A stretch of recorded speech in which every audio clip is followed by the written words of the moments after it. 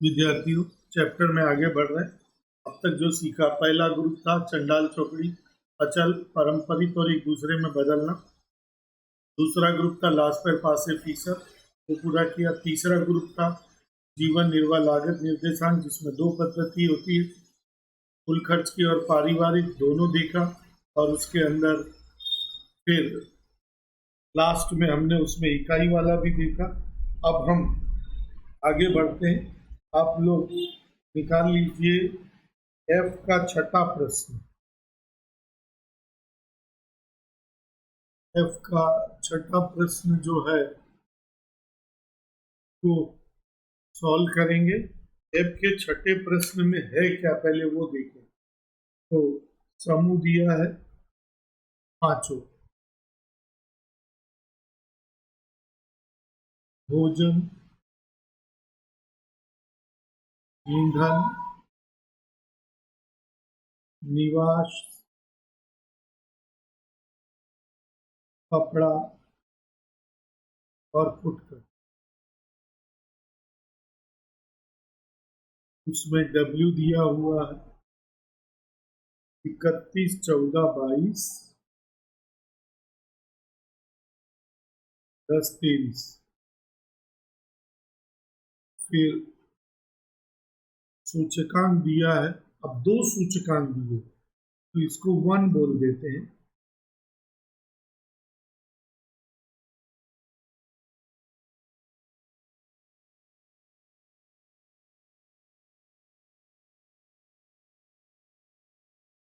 और इसको 2 बोल देते हैं।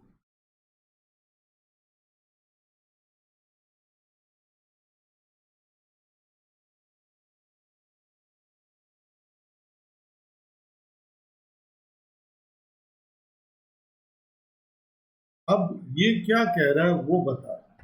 ये कह रहा है कि दोनों का सूचकांक निकाले। तो इसमें पहले हम ये वाला सूचकांक निकालेंगे, दोनों का गुणा कर।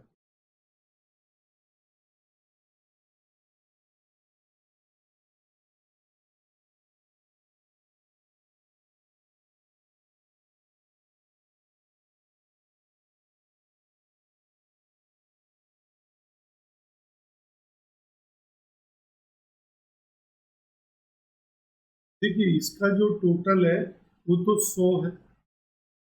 इसका टोटल जो है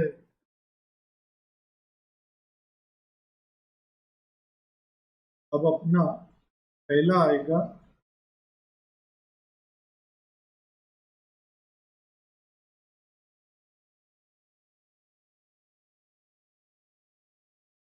आंसर आया 239.41। ये आया 2014 का, 2014 के लिए आया।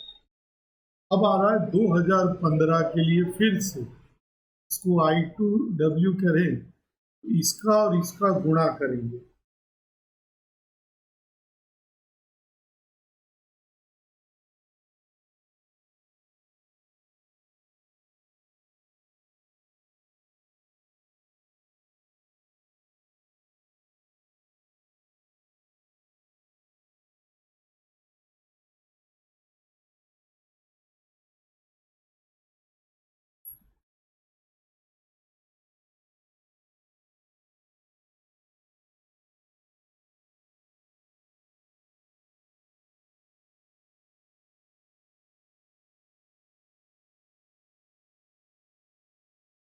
दो सौ 53.44।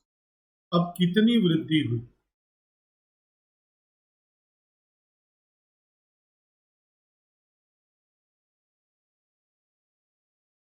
तीन जीरो, 13 में से 9 यानी 4 और 14।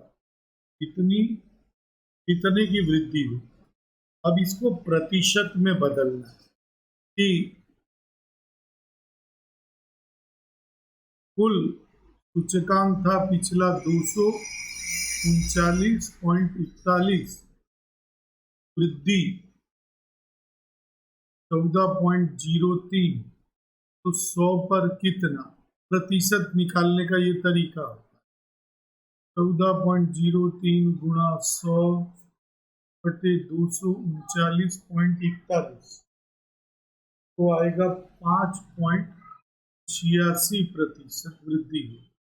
अब आप प्रश्न में देखिए, पर प्रश्न में लिखा है कि 5% वृद्धि होती है, पीछे लिखा है 5% वृद्धि होती है तो पर्याप्त है, जबकि वृद्धि हो रही है 5, तो 5% के सामने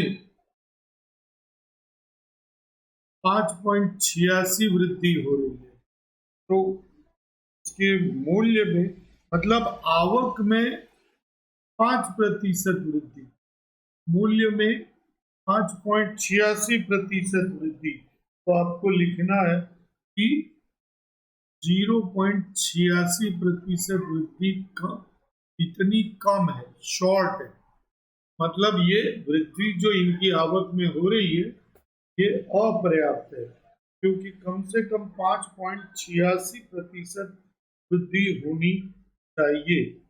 अब आपको मैं किताब के जो 2 उदाहरण हैं वो थोड़े अलग हैं, तो वो समझाना चाहूँगा।